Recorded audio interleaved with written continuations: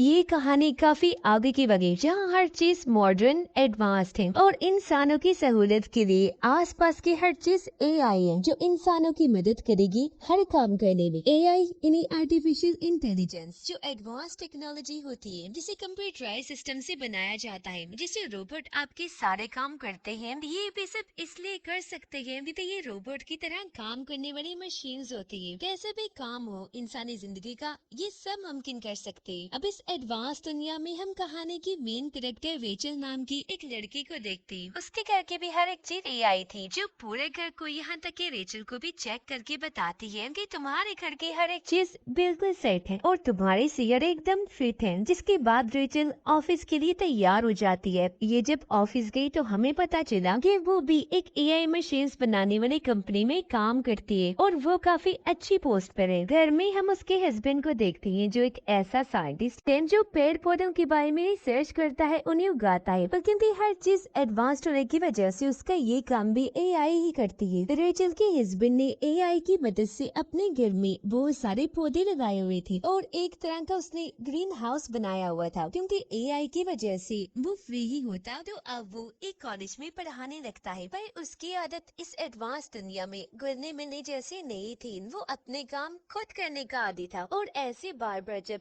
AI उसके काम करते थे तो उसे अच्छा नहीं लगता था। अब रेचल जब दूसरे ऑफिस थी तो वहाँ मीटिंग हो रही थी। यह रेचल सबको बताती है कि मेरी टीम ने एक और एआई बनाया है जो बिल्कुल आँख जैसा है। ये इंसान से सोचने की सलाहियत और फैसले कैसे लेती है ये सीख रहा है, क्योंकि आगे चलती ही इंसान के लिए असिस्टेंट या कहीं के एडवाइजर के तौर पर काम करेगा जो इंसान को अच्छी बुरी चीज में मशवरे दिया करेगा। ये सुनकर एक वर्कर को हैरानी हुई। वो कहती है ये तो इंसानों के करने के काम है। अगर ऐसे इंसानों की जगह एआई ये काम करती रही तो ऐसे तो ये इंसानों की जगह इस तरह ले लेंगे कि फिर इंसानों की नौकरी भी यही क्या करेंगे और इंसान तो बिल्कुल फ्री हो जाएंगे। तो हम क्या करेंगे? बेरोजगारी बढ़ जाएगी। तब ये सुनकर उनके सीनियर कहते हैं कि ऐसा कुछ नहीं होगा, ये हमारी जगह लेने के लिए नहीं बल्कि हमारी मदद करने के लिए बनाए गए हैं। इंसान जहाँ है वो वहाँ ही रहेंगी। तेरा मीटिंग खत्म होने के बाद रेचल जब अपने ऑफिस जा रही थी तो उसकी बॉस उसे बुला देती है और कहती है रे तुम पिछले 2 सालों से काफी अच्छा काम कर रही हो और अब हम तुम्हारी प्रमोशन करने का सोच रहे हैं, यानी तुम्हारे पोस्ट पर और तरक्की देने का। लेकिन वो देने से पहले हम तुम्हारी फैमिली के बारे में जानना चाहते हैं कि तुम्हारा भी फैसला अपने फैमिली को बढ़ाने का तो नहीं, यानी बच्चा पैदा करने का। जो सुनकर रेचल को काफी हैरत हुई कि मेरी प्रमोशन का भला बच्चे पैदा होने से क्या ताल्लुक। पर वो ये कहकर मना कर देती है कि नहीं, अभी इस बारे में हमने सोचा नहीं। जिस पर उसकी बॉस कहती है कि मैंने ऐसा इसलिए पूछा क्योंकि हमारी कंपनी को तुम्हारी वजह से काफी फायदा हो रहा है, तुम काफी अच्छा काम कर रही हो। तो मैं नहीं चाहती कि जब तुम बच्चा पैदा करने का सोचो तो तुम्हें छुट्टियाँ लेनी पड़ जाए। काम पर तुम्हारा रेगुलर होना जरूरी है, पर अगर तुम बच्चा पैदा करना चाहती हो तो हमारे पास इसका दूसरा हल है। जो कहकर वो उसे आर्टिफिशियल वूम सेंटर का नंबर देती है जहाँ पर मसनूई तरीके से बच्चे पैदा किए जाते हैं। यानी जैसे माँ के पेट में 9 महीने तक बच्चा पलता रहता है उसी तरह आर्टिफिशियल वूम में बच्चा पलता है और ये बिल्कुल माँ और बच्चे पैदा होने की प्रोसेस जैसा ही होता है। अब जब रेचल उस सेंटर में गई तो वो सब कुछ देखकर और जानकर काफी खुश हो जाती है, क्योंकि अब उसका भी दिल माँ बनने का कर रहा था। इसीलिए वो यहाँ अपना नाम भी लिखवा देती है, क्योंकि जो आर्टिफिशियल वूम बनाई जाती है वो हर वक्त नहीं होती बल्कि फैमिलीज के कहने पर अरेंज करवाई जाती है। अब अगले ही दिन रेचल के पास सेंटर से कॉल आ जाती है और उसे बताया जाता है कि आपके लिए आर्टिफिशियल वूम का इंतजाम हो गया है। जो सुनकर वो काफी खुश हो गई थी क्योंकि अब वो भी एक बच्चा हासिल कर लेगी। वो तो रेचल का हस्बैंड जब कॉलेज में था तो बच्चों को एक पेड़ से फल तोड़कर देता है ताकि वो खा ले, पर कोई भी उसे नहीं खाता। इस वजह से क्योंकि वो नेचुरल कुदरती तौर पर पेड़ से उगा था, न कि एआई की वजह से। जिससे यहाँ हमें समझ लगी कि ये लोग एआई में इतना खो गए हैं कि नेचर कुदरत को जैसे भूल ही गए। अब रेचल आर्टिफिशियल बच्चे पैदा करने की खबर अपनी दोस्त को भी देती है, जो सुनकर वो काफी खुश हो गई और पार्टी रखने का फैसला करती है। जिस पर रेचल कहती है मगर ये बात मैंने अभी तक अपने हस्बैंड को नहीं बताई क्योंकि वो इस एडवांस दौर में भी नेचुरल तरीके से चीजों को हासिल करने पर यकीन करते हैं। इस तरह चीजें हासिल करना उन्हें पसंद नहीं है क्योंकि उनका कुदरत पर बहुत यकीन है। अभी सोच में वो पड़ी ही थी, लेकिन फिर अपने डॉक्टर के पास जाने का सोचती है, जो भी और कोई नहीं बल्कि एक एआई डॉक्टर था जो किसी बड़ी सी आम जैसा लग रहा था। रेचल उसे कहती है कि मैं आर्टिफिशियल वूम से बच्चा कैसे पैदा करूं, क्योंकि मेरे हस्बैंड कुदरती तरीके से ये सब चाहते हैं कि मैं खुद माँ बनूं और बच्चे पैदा करूं। जिस पर एआई डॉक्टर कहता है कि तुम अपने हस्बैंड को समझाओ, क्योंकि इस दौर में नेचर जैसे कोई चीज नहीं रहेगी। तुम्हें इस बात से फर्क नहीं पड़ना चाहिए कि बच्चा कैसे पैदा हो रहा है, बस इस बात की खुशी मनाओ कि तुम लोग माँ बाप बनने वाले हो। जिसके बाद अब रेचल सब कुछ अपने हस्बैंड को बताने का सोचती है। शाम को जब वो घर आई तो बात करने उसके पास गई, लेकिन देखती है कि अभी मेरा हस्बैंड काफी परेशान है। वो रेचल को भी अपनी परेशानी बताता है कि आज बच्चों ने पेड़ का फ्रूट नहीं खाया, पता नहीं कैसा दौर आ गया है, लोग नेचर से दूर ही हो गए हैं। अब ये सुनकर रेचल अपना मन बदल लेती है और फिलहाल उसे कुछ भी नहीं बताती। अगले दिन फिर वो वोम सेंटर गई, जहाँ पर और भी कई सारी औरतें आई हुई थी। तभी यहाँ वोम सेंटर की हेड लिंडा आई, जो सबको बताती है कि हमने ये सेंटर इसलिए खोला क्योंकि इस दौर में बच्चे बहुत ही कम पैदा हो रहे थे, पर ये तरीका निकाल कर हम औरतों की मदद करना चाहते हैं ताकि बच्चा पैदा होने में कोई मसला ना हो। जो कहने के बाद वो सबको एक पॉप कैप्सूल दिखाती है, जो काफी बड़े अंडे जैसा लग रहा था, जिसके अंदर ही बच्चा रहेगा और 9 महीने तक ग्रो करेगा, यानी उसके अंदर ही फल फूल कर बड़ा होगा। और जब बच्चा पैदा होने का वक्त आता है तो ये पॉप कैप्सूल उसके माँ बाप को दे दिया जाता है। जिसके बाद वो ये भी कहते कि आप बच्चे से कोई बात करके, कोई गाना सुनाकर उसे कनेक्ट करने जुड़ने की भी कोशिश कर सकते हैं। इसके अलावा ये भी कि बच्चे को खाना कैसे खिलाते हैं, और क्योंकि ये बच्चे के माँ बाप हैं तो पॉड कैप्सूल ये घर ले जा सकते हैं। क्योंकि ये सब इन्हें बताने का मकसद ये था कि ये पूरा प्रोसेस असली जैसा ही है, तो घबराने की जरूरत नहीं है। अब लिंडा रेचल को कहती है कि अगर तुम ये प्रोसीजर शुरू करवाना चाहती हो तो पहले इसकी फीस भरनी होगी। इससे वो कहती है कि अभी इसके लिए मुझे टाइम चाहिए ताकि मैं अपने हस्बैंड से बात कर लूँ। जिसके बाद वह पूरा जहन बना लेती है और आखिर घर आकर सारी बात अपने हस्बैंड को बता देती है कि मुझे आर्टिफिशियल वूम की वजह से बच्चा चाहिए, क्योंकि मुझे अपने करियर पर ध्यान देना है, तो नेचुरल तरीके से मैं बच्चा पैदा नहीं कर सकती। अब ये सुनकर उसके हस्बैंड को काफी बुरा लगा, क्योंकि एक तो वो इस तरीके के खिलाफ था और दूसरा कि रेचल ने अकेले ये फैसला ले लिया था। उस पे वो कहती है कि मेरी मजबूरी है, क्योंकि ये चीज मेरी प्रमोशन से जुड़ी हुई है। और अब इस बात को लेकर उनकी बहस होने लगी, लेकिन फिर रेचल अपना गुस्सा कंट्रोल करके उससे माफी मांगती है और ये भी कहती है कि हमें पहले मेरी एक दोस्त से मिल लेना चाहिए, क्योंकि उसने भी आर्टिफिशियल तरीके से बच्चे पैदा किया है। अगर उसके लिए सब ठीक रहा होगा तो हम भी ये कर देंगे। जिसके लिए उसका हस्बैंड मान गया और अगले ही दिन ये रेचल की दोस्त के घर आ जाते हैं, जहाँ उसकी दोस्त का हस्बैंड उन्हें हंसी मजाक में ये समझाने लगता है कि तुम आर्टिफिशियल वूम में बच्चे को कैसे उठाकर अपने साथ कहीं भी ले जा सकते हो। जो देखकर रेचल के हस्बैंड को काफी अजीब लगा कि वो घर आकर रेचल से कहता है कि मैं ये फैसला इतनी जल्दबाजी प्रेशर में नहीं ले सकता, आखिर बच्चे का मामला है। जिस पर रेचल कहती है कि ऐसा करो तो मेरे एआई डॉक्टर से बात कर लो, वो भी तुम्हें ठीक ही बताएगा। अब उसके कहने पर रेचल का हस्बैंड एआई डॉक्टर से बात करता है, पर वहाँ भी उसकी बहस हो गई। इसीलिए बात बीच में ही छोड़कर वो वहाँ से बाहर निकल आता है। रात को खाने के वक्त भी ये एडवांस जिंदगी से इंसानों पर पड़ने वाली असरात के बारे में बात करते हैं। एआई की वजह से इंसान अब उसे कोई काम नहीं करते, ऐसे तो वो आलसी बन जाएंगे। पर रात को ही रेचल के हस्बैंड को एहसास हो गया और वो उसे कहता है कि मैं जानता हूँ तुम ये सब हमारी फैमिली के लिए ही कर रही हो, और अगर तुम्हारी खुशी आर्टिफिशियल तरीके से बच्चा पैदा करने में है तो मैं भी इसमें राजी हूँ। और वो भी आखिर इस फैसले के लिए राजी हो गया। फिर अगले ही दिन ये लिंडा से मिलने जाती है, जहाँ वो कहती है कि अगर आपको लड़का चाहिए तो उसके लिए हमें आपकी और ज्यादा मदद चाहिए, मतलब आप दोनों को अपने जिस्म की कोई चीज देनी होगी। इस पर रेचल कहती है कि नहीं, जरूरी नहीं कि लड़का ही हो, अब बच्चा होगा या बच्ची ये चीज हम नेचर पर छोड़ देते, जिसके बाद इनके बच्चे का प्रोसेस शुरू हो गया जो उन्हें स्क्रीन पर दिखाया जा रहा था। हर चीज ठीक थी, यानी कि 9 महीने के बाद इन्हें बच्चा मिल जाएगा, जो सोचकर ये काफी खुश हो जाते। अब रेचल उस ऐप के जरिए बच्चे से कनेक्ट होने जुड़ने की कोशिश करती है जो उसे लिंडा ने बताई थी, जहाँ वो देखती है कि कुछ हफ्ते हो गए हैं पर बच्चे की ग्रोथ अभी इतनी नहीं हुई। इस वजह से उसे परेशानी होने लगी। फिर रात को जब वो सो रही थी तो उसे एक सपना आया जिसमें वो देखती है कि वो प्रेग्नेंट है और उसका बच्चा पैदा हुआ है, जो कोई बेबी नहीं था बल्कि एक अंडा था। अब उसे ये सपना काफी अजीब लगा, जिसके बारे में वो अपने एआई डॉक्टर को बताती है, जिस पर उसका कहना था कि तुम्हारे इस सपने का मतलब यही हो सकता है कि अब तुम सच में माँ बनने वाली हो। इसके अलावा सपनों का ताल्लुक हमारी असली जिंदगी से नहीं होता, तो तुम इस पर ध्यान न दो। अब 6 हफ्ते गुजर जाते हैं जहाँ ये लोग वुम सेंटर में गए, देखते हैं कि इनके बच्चे की दिल की धड़कन चलना शुरू हो गई है, जिससे इन्हें बहुत खुशी हुई। फिर लिंडा इन्हें इजाजत दे देती है कि ये पोर्ट कैप्सूल को अपने घर ले जा सकते हैं ताकि बच्चे से घुल मिल सके। घर न आकर रेचल का हस्बैंड पहली बार स्क्रीन में अपने बच्चे को देखता है, जिसकी आज उसे एहसास हुआ कि हमारा बच्चा आने वाला है और बाप बनने की उसे बहुत खुशी होने लगती है। वो बच्चे से कनेक्ट होने लगा, जैसे उसे कहानियां सुनाता है, अपने ग्रीन हाउस में लेकर जाता है। पर उसकी निस्बत रेचल इन सब से कनेक्ट नहीं कर पा रही थी, क्योंकि उसे लग रहा था कि इस तरह बच्चा पैदा करके मैं ये एहसास खो दूंगी कि प्रेग्नेंट होने पर क्या होता है। वो जब पूल में नहाने गई तो एक प्रेग्नेंट औरत को देखती है जो रेचल का हाथ अपने पेट पर रखती है और उसे एहसास करवाती है कि प्रेग्नेंट होकर औरत को कैसा महसूस होता है, जो देखकर रेचल को उसके लिए काफी अच्छा लगा। पर अब उसे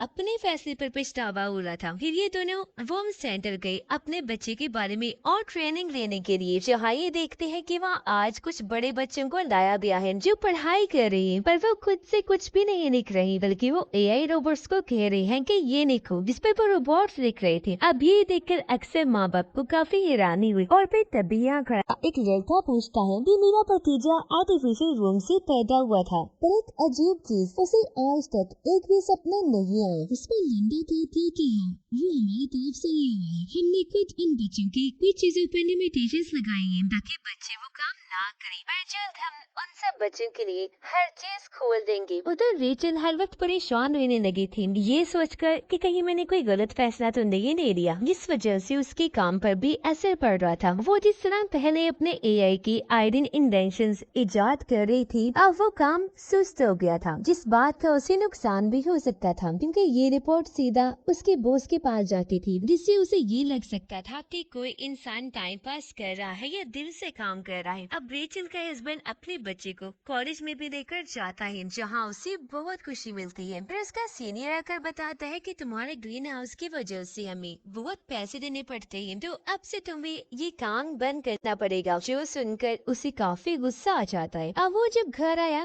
तो रेचल ये सोचकर काफी परेशान होने लगी थी कि आखिर मेरा हस्बैंड बच्चे से कनेक्टेड है, मैं क्यों नहीं। अपने इस सवाल का जवाब पाने के लिए ये दोनों एआई डॉक्टर के पास थे, जो रेचल उसे अपना ये मसला बताती है, पर क्योंकि वो एक एआई था तो यहाँ वो इंसानों के इमोशंस जज्बात को समझ ही नहीं पाता कि किसी से कनेक्ट होना क्या होता है। इसीलिए वो कहता है कि मुझे लगता है कि बच्चे में कोई गड़बड़ है, तो मुझे इसका इलाज करना चाहिए, तो इसे कुछ दिन के लिए यही छोड़ दो ताकि मैं इससे कनेक्ट होकर ये समझ पाऊँ कि ऐसा क्यों हो रहा है। पर अब इन दोनों को समझ आती है कि ये एआई है तो हमारे इमोशंस को समझ नहीं पा रहा, इसीलिए हमारा जवाब इसके पास नहीं, जो सोचकर ये यहाँ से चले जाते हैं। रेचल का हस्बैंड कहता है कि इसमें इतना परेशान होने वाली कोई बात नहीं है, तुम भी बच्चे के साथ वक्त गुजारो, फिर कनेक्ट हो जाओगे। ये सोचकर रेचल पोर्ट को अपने पेट के साथ बांध लेती है और ऐसे अगले दिन ऑफिस चली गई, पर उसे ध्यान नहीं रहता कि मेरे आगे पोर्ट बंधा हुआ है और वो गलती से सामने जाके टकरा गई, जिस पर सभी सीनियर्स उसे ऐसे घूरने लगते हैं जैसे उसने पता नहीं कितनी बड़ी गलती कर दी। अब थोड़ी देर के बाद रेचल के सीनियर उसे कहती है कि तुम्हें पोर्ट कैप्सूल को घर छोड़ के आना चाहिए था, जो कहकर वो उसे एक ऐसा कबर्ड दिखाती है जहाँ पर बहुत सारे पोर्ट्स पड़े हुए थे, जिनमें उन माँ के बच्चे थे जो सभी यहाँ पर वर्कर्स थी। सीनियर रेचल का पोर्ट भी यहाँ रख देती है, ये कहकर ऑफिस में सब काम करने आए हैं, इसलिए माँ को इधर अपने बच्चों से दूर रखना पड़ेगा, क्योंकि हमें ऐसी माँ नहीं चाहिए जिनका ध्यान काम पर न होकर अपने बच्चों पर हो, क्योंकि ये ऑफिस भी पूरा एआई था जो इंसान की जज्बात की यहाँ कोई कीमत कदर नहीं थी। अब कुछ दिन के बाद इन्हें अपना पोर्ट चेकअप करवाने के लिए सेंटर में लाना पड़ता है। एक दिन रेचल को फिर से सपना आया जिसमें उसने अपने बच्चे को उठाया हुआ था और वो समंदर किनारे रेत में घूम रही थी। उसने बच्चे को अपने सीने से लगा लिया, इस एहसास को महसूस करके उसे बहुत अच्छा लगा, जिसके साथ ही उसकी आंख खुल गई और अब उसे समझ आएंगे मैं भी बच्चे से कनेक्ट हो रही हूँ। और उसे ये अंदाजा भी हुआ कि मुझे इसमें नेचर की भी मदद लेनी पड़ेगी। इसीलिए वो अपने घर में बने ग्रीन हाउस में जाती है और अपने हस्बैंड के लगाए पेड़ पौधों की खुशबू लेने लगती है। फिर एक गमला उठाकर घर के अंदर भी ले आई। उसके हस्बैंड ने जब उसे ये करते हुए देखा तो उसे भी काफी अच्छा लगा। अब जब रेचल ऑफिस जा रही थी तो उसकी बॉस एक बार फिर उसे पकड़ लेती और पूछने लगी, ये भाई क्या बात है, तुम्हारी तरफ से काम इतना सुस्त क्यों है? एआई इन्वेंट करने में तुम काफी पीछे हो, तुम्हारा बच्चा तो ठीक है, उसकी परेशानी तो नहीं। जो सुनकर रेचल को काफी अजीब लगा। वो समझ जाती है कि मैं चाहे जो मर्जी कर लूँ यहाँ, लेकिन मेरी बॉस कभी खुश नहीं होगी, क्योंकि इन्हें इंसानों के रूप में ऐसे रोबोट चाहिए जो अपने इमोशंस को साइड पे रख के हर वक्त काम करते रहे। अब देखते ही देखते इनका बच्चा 8 महीने का हो जाता है। ये काफी खुश थे।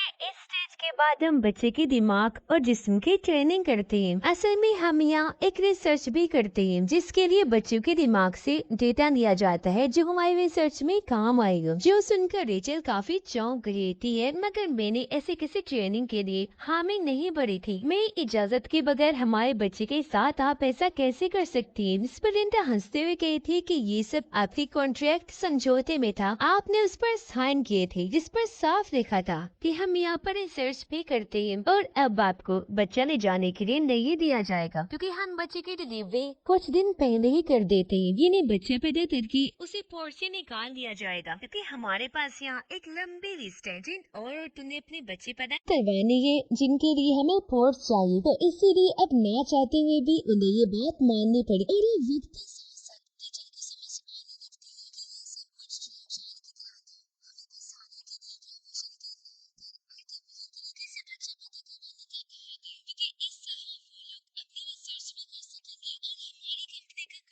और बाकी बड़े इदारों से पैसे भी मिलेंगे। अब घर आकर दोनों ही काफी उदास थे, लेकिन उसका हस्बैंड रुकने वाला नहीं था। वो वापस सेंटर में आकर अपने बच्चे वाला पोर्ट चोरी छुपी उठा लेता है और सबकी नजरों से बचते हुए उसे घर ले आता है। और अब अपने बच्चे को वापस पाकर ये दोनों ही काफी खुश हो जाते हैं। पर इस रात रेचल को दोबारा सपना आया जिसमें उसका बच्चा पैदा हो गया है और अब वो एक मॉल में अपने बच्चे के लिए शॉपिंग कर रही है। अब नींद से उठने के बाद वो अपने हस्बैंड को कहती है कि मैं भी तुम्हारे साथ इत्तेफाक करती हूँ, मैं भी अपने बच्चे को इस दुनिया में बड़ा नहीं करना चाहती, बल्कि नेचुरल तरीके से नेचर में बड़ा करना चाहती हूँ, जैसा तुम भी चाहती हो। इसीलिए फैसला करती है कि यहाँ शहर से दूर जो गांव में हमारा घर है, हम वहाँ चले जाएंगे जहाँ सब कुछ नेचुरल है अभी तक। पर इससे पहले उसका हस्बैंड आखिरी बार लिंडा से बात करने जाता है। कहने लगा कि आप हमसे और ज्यादा पैसे ले लें, लेकिन बच्चा 9 महीने के बाद ही पैदा होना चाहिए,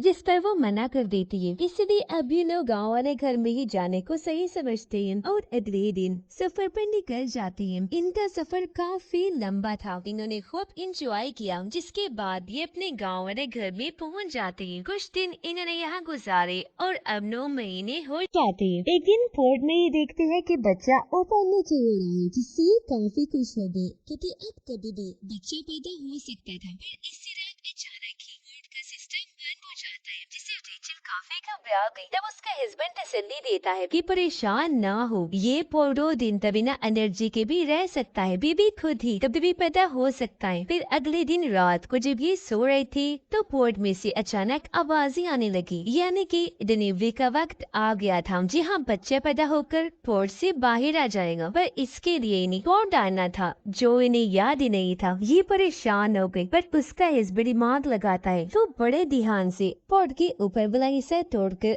आखिरकार बच्चे को बाहर निकाल ही देता है, जिसे देखकर ये दोनों बहुत खुश हो जाते हैं क्योंकि उनका बच्चा सही सलामत पैदा हो गया था। ये सीन काफी इमोशनल था, इनकी आंखों में आंसू थे क्योंकि आज आखिरकार वो माँ बाप बन ही गए थे और उनका लड़का हुआ था। और अब ये वैसे अपनी जिंदगी गुजारने लगती है जैसी एडवांस दुनिया से पहले थी, जिन्हें बगैर किसी मशीन के। कुछ दिन के बाद रेचल उस पॉड को बॉक्स में बंद करके सैंडल में भिजवा देती है और अब ये फैमिली क्योंकि पूरी हो गई थी तो हंसी खुशी अपनी जिंदगी